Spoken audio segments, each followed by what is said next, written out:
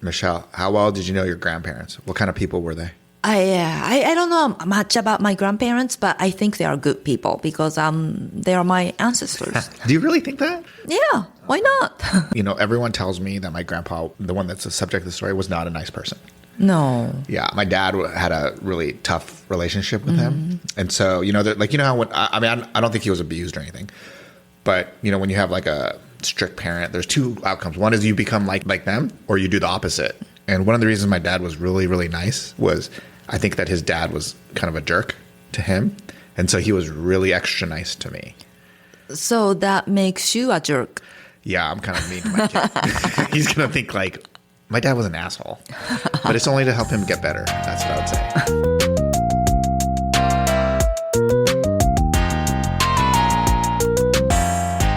Welcome to episode number 5 of the Japanese America podcast. My name is Michelle, and I'm one of your hosts. And I'm Koji. I am one of the other hosts. This is the second part of the story about my grandpa. We highly recommend that if you haven't already listened to part 1, you go and do that before you listen to this episode. Koji, how are things going? Things are well. We're in the middle of summer, I think. You think? It's always summer. It's always summer. Everything's good. It's probably really hot right now, so I don't want to be outside. What about you? Yeah, I'm staying inside. I don't want to be scorched. This is where we look at all things Japanese American. We'll bring alive the history, culture, and people that make up this diverse community. In the last episode, we discussed Takaiichi Sakai and his arrest following Pearl Harbor.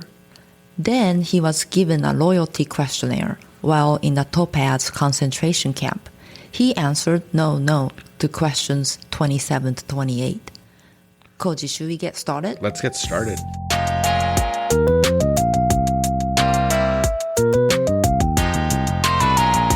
After my grandparents answered no to questions 27 to 28, the whole family was sent to Tule Lake, Northern California, a camp that was designated for, quote, bad Japanese Americans. In other words, those who had answered the loyalty questionnaire negatively or had caused trouble, in quotes. It was in Tule Lake that my grandparents and thousands of Japanese Americans like them willingly gave up their American citizenship and asked to be sent to Japan. His decision would forever brand him a traitor within the Japanese American community and the nation at large. This is the application he signed. We brought back actor and comedian Derek Mio to help bring the report to life. I, Takaiichi Sakai, hereby state that I am a United States citizen and desire to renounce my United States nationality pursuant to Section 401 of the Nationality Act of October 14th, 1940, as amended by Public Law 405. While trying to renounce his citizenship, he said anything to ensure he got his wish. In this transcript of the renunciation of citizenship hearing, he said the following. In this clip, we brought my friend, my co-host for the unofficial official story, and comedian Dwayne Perkins to ask the questions. Why were you interned and your brothers were not? I was working for the Japanese consulate in Honolulu. What kind of position did you have in the Japanese consulate? I was a clerk. Why didn't you go back to Japan when the diplomats were taken back? At first, I asked the consul to take me back, but he said I can't go because I'm a citizen of the United States government, and the United States government might stop me from leaving the United States, so I can't go. I had all my intention of going back to Japan. Why have you made this application to renounce your United States nationality? Well, I always had the idea of going back to Japan from the very beginning, and I like Japan, and I have my relatives there, and I know many people. The former consul and secretary there, and I think I have more future in Japan. You feel because you worked for the Japanese consul in Hawaii that you might get a job in Japan? No, I like to go to Japan. I don't like Hawaii. There is no chance for us. I realize that more than ever. Don't you think you would like to stay on the mainland of the United States? No. I never knew whether he gave up his citizenship willingly or because of outside pressure. Without being able to ask him, I could only assume he was so upset and bitter about the events after Pearl Harbor that he preferred to be in a war-torn Japan rather than his native country. And the thing is, I would have been bitter too. All my life I've been taught about equal rights, the Constitution, Bill of Rights, and how America is the home of the free and the land of the brave, only to find out that it's not for everyone. It can change depending on whom we are currently at war with. In that light, if I were my grandfather and everything that happened to him had also happened to me, I may have made the same decision. But in the FBI file that I found, he explained, in his own words, why he renounced his citizenship.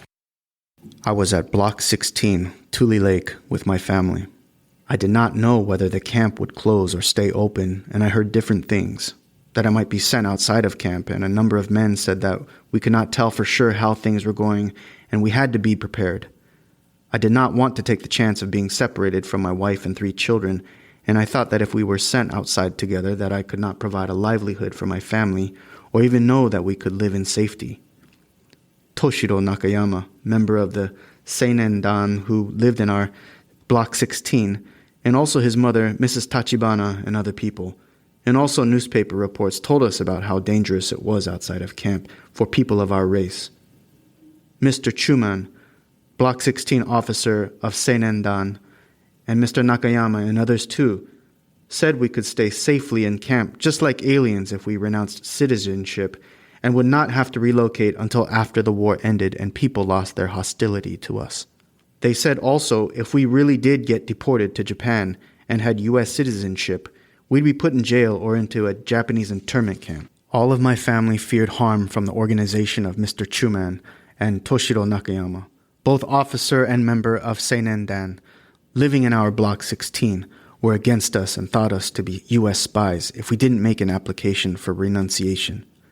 If something goes wrong, we feared we'd be first victims. Also, we were very afraid if we didn't renounce, we'd be separated and have to face relocating with 3 children. We couldn't face separation, and we couldn't think of relocating in dangerous area on mainland U.S. where we were not known and hadn't anything, neither home or money or no friends to help us out. We were afraid for ourselves and 3 children. Only way we could do was to renounce and stay safe in camp with children, and the pressure group people wouldn't bother us anymore. We were afraid of the organizations, Mr. Chuman, Rev Tsuha, Toshiro Nakayama, and their followers. I'd been called Kokuzoku, or spy, by Mr. Chuman and Mr. Nakayama. I never become a member of the Dan, but there was a lot of pressure on me to become a member, and I was worried that I might get into some trouble in camp for not getting on the membership list. Mr. Nakayama and Mrs. Tachibana said that I was not recognized as a citizen, that I would be deported and maybe punished by the Japanese government if I did not become a member. My wife was frightened and worried about the Dan activities and the trouble that was stirred up in camp, and also that we might become separated. I believe that for my family protection and welfare, that I should go ahead and renounce citizenship. Similar to the no-no answer, his reason for giving up his citizenship was more nuanced than I had assumed. The most striking thing about his explanation was that it was never about disloyalty or hatred of America. His decision was based on bad information, fear of separation from his family, fear of the Japanese government, and fear of other Japanese Americans in Tule Lake. Michelle, hearing all of this, what do you think? This is awful. Like, the Japanese culture, they have like ostracizing in a group or in a village. You hear about it like murahachibu. And if you don't belong to the 80% of the village, then you are the 20% of the village and you are ostracized. And this is what's happening. It's awful. I mean, one of the things that I think about is that how terrible it would have been if he had gone back to Japan. I mean, this was a terrible time in Japan. And I mean, does he speak Japanese at all? No, he did. He did. My grandfather worked for the Japanese consulate. Oh, yeah. So he would have spoke Japanese. My dad and his siblings, I'm not sure. I don't think so. They went to Japanese school, but I don't think that they were fluent in Japanese. They would have had trouble. But more importantly than even speaking Japanese, I think was how devastated Japan was. I mean, this is post Tokyo firebombing. This is post Hiroshima, Nagasaki. They would have been going to a place where everything was destroyed. No food, no water, nothing.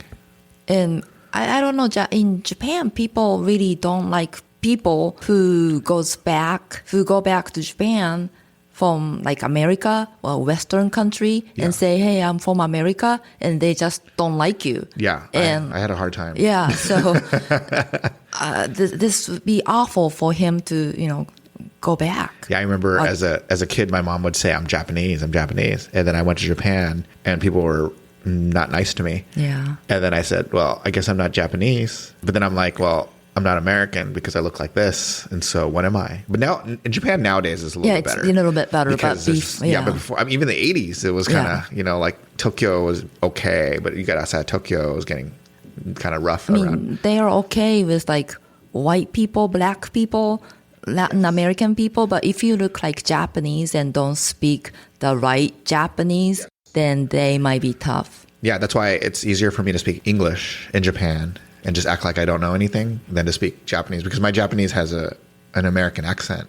So it sounds like funny. Like if a Caucasian person spoke like me, they would be super excited because it'd be like, oh, he's trying to be, Yeah. But if I speak it, they look at me like I'm mentally challenged. So it's been tough. The thing that's interesting is that in Japan, like in your face, they're very friendly and smiley, or you're not smiley maybe, but friendly. But then in reality, it's not nice. It's actually just formal. Yeah, it's just the outside face. And then when you understand, like you understand culture, you're like, oh, they're actually being jerky to you. But if you don't know, like I have relatives who are Japanese American, they go to Japan, they think everyone's nice. I'm like, well, they're not. You don't actually know what they're really doing. Yeah.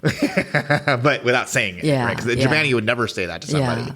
But the way they treat you is an indication of, how they feel about you. Is there any situation that you would give up your citizenship?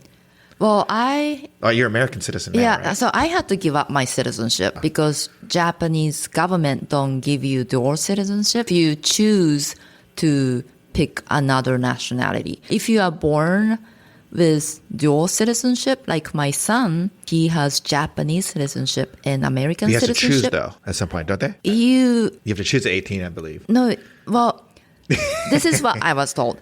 You should choose, but you don't really have to choose. I think you're supposed to choose. You're supposed to choose, but you could just... It's actually better to have one only. I know, but you could just let it stay and it's okay. The difference between, what you're talking about, you gave up your citizenship willingly. Well, right? I didn't give up willingly. It just disappears. But when you became an American citizen, that was willing, right? Well, I chose to stay here, but then Japanese citizenship evaporated, kind of. And then a couple of years ago during the COVID, you had to get a visa to go to Japan. Even I was really upset. I'm like, I'm from Japan. Why do I have to get a visa? But I had to apply for a visa. And then they found out I forfeited my Japanese citizenship. And they took all hours and hours to erase my name from Koseki, the family booklet, and they switched my name from kanji to katakana. I was really upset. I'm still upset about that. Wait, why would they switch it to katakana? Because you're a foreigner? Because I'm not a Japanese anymore. I'm a Japanese person anymore. I'm an American person, a foreign person to them. So my name has to be in katakana. Even if it's Japanese? Yes. I'm upset. I'm still upset. That's weird. I know. That's very weird. But it has nothing to do with your story. No. This is interesting. For my grandfather, I couldn't imagine a scenario where I would give up my citizenship willingly. It's just, there's so much to that you would have to deal with. Like, so a lot of people, if we go back to the questions 27 and 28, if you were Issei or first generation, you couldn't become an American citizen. Because of the law. Because of the law. And then in 28, basically you're saying, I'm giving up my Japanese citizenship. And so for a lot of the Issei, if you said yes, you're essentially saying you're stateless because you're not Japanese anymore because you gave it up. You're not American because you can't become American. So what are you? No identity. Yeah, there's no country that can take you, so you're stuck. So I think that, that's something that people don't talk about questions 27, 28, but that's something that's, I think, really important to know is that, you should answer no to that question if you're not an American citizen, because what the hell, where are you going to go? But I think that, one of the things that I think that if my family had gone back to Japan, they would have had a tough time in Japan. Yeah. Not just the food, but culturally it would have been very difficult. The one positive thing is there was a chance that my dad would still meet my mother and I could be alive because my mom is from Japan. So they might have met in Japan. I don't know. But my cousin who's my aunt was my dad's sister. She would never have been born because she met her husband in Hawaii and he's Filipino, not Japanese. So there's zero chance she would be alive and her children wouldn't be alive. But I might be alive. I might be sitting here in front of you. Okay. All right, to find out more about the Renunciants, we invite you to visit JANM's ongoing exhibition, Common Ground, Heart of a Community, where they have pictures and more information. There is so much to this story. We are not nearly done. We'll have to come back one more episode to finish it. This is a 3-part series. This is a lot.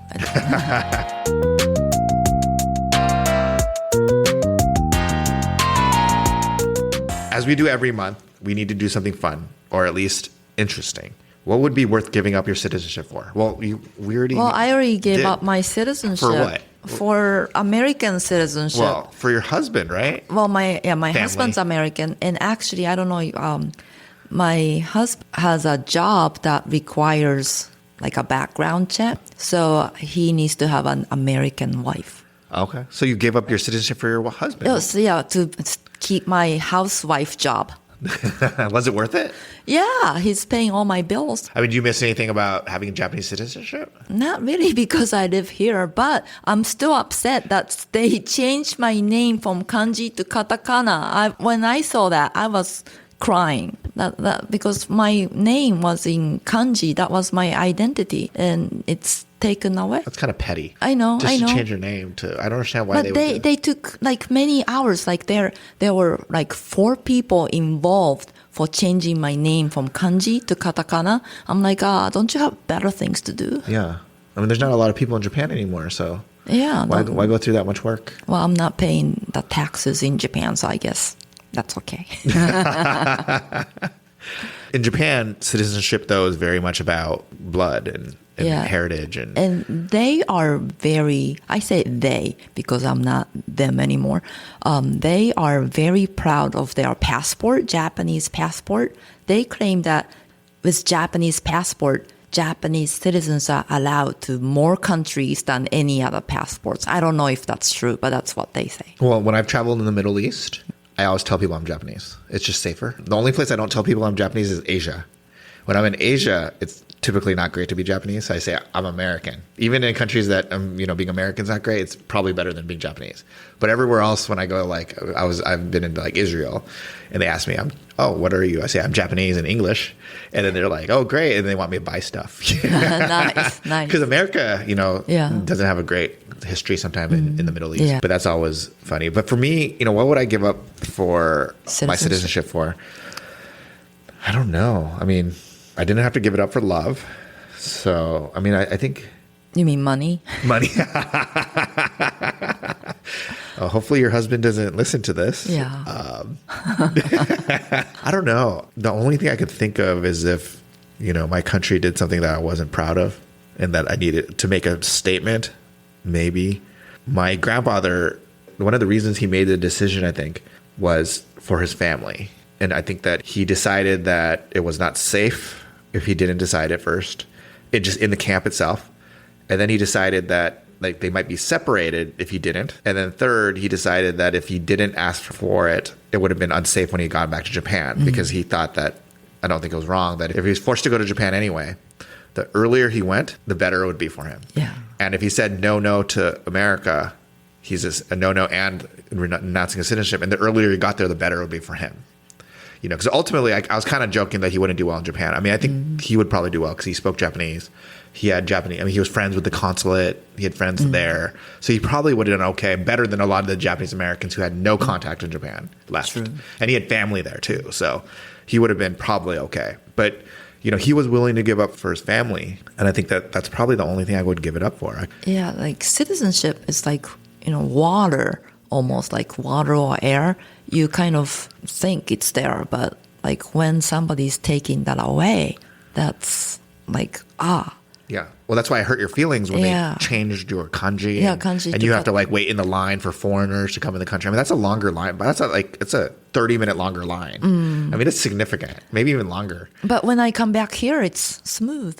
Well, because you're an American citizen. American now. But if you go the other way, it's long, For you, even being in the United States, it's different being an American citizen than it is to be a foreign national, right? I mean, just the different laws and different things. And the way people treat you is different. And they still treat me like foreigners.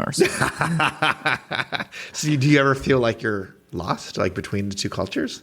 Yeah, I kind like when I go back to Japan, people know that I don't live there, although I speak. I don't know. I think I look a little bit more Coca-Cola than Coca-Cola. What does that mean? American than Japanese. That's interesting because you don't look. I mean, you don't look it to me. I know, but when I'm here, people assume I just got off the boat. Yeah, got off the airplane.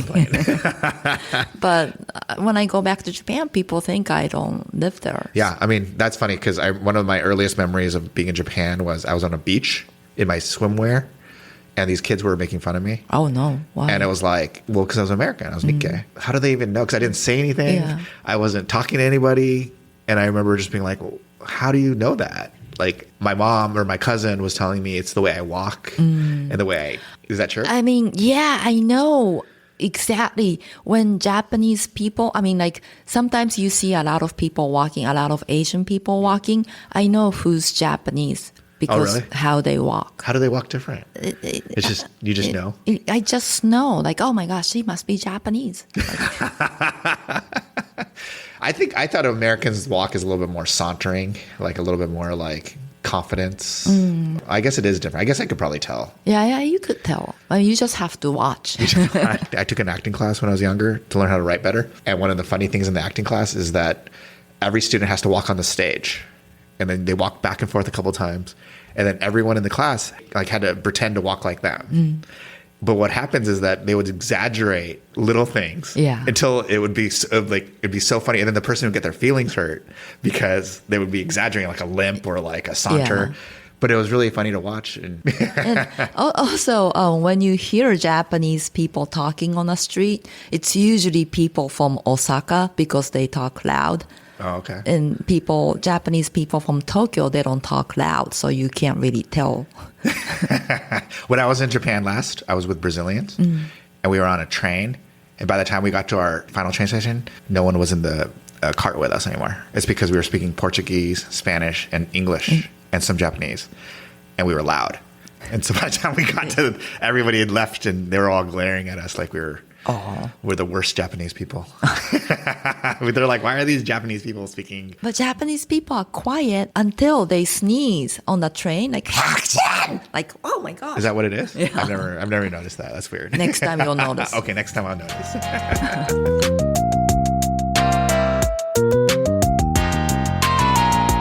Thank you once again, Derek Mio, for the wonderful reading, and thank you all for listening. There are almost 3 million podcasts. We are honored that you've chosen to listen to ours. This podcast is a program of the Japanese American National Museum. The museum's mission is to promote understanding and appreciation of Americans' ethnic and cultural diversity by sharing the Japanese American experience. Please rate, review, and subscribe to our podcast. Be sure to join us next month when we continue talking about my grandpa and his fight to stay in America. Bye. Bye.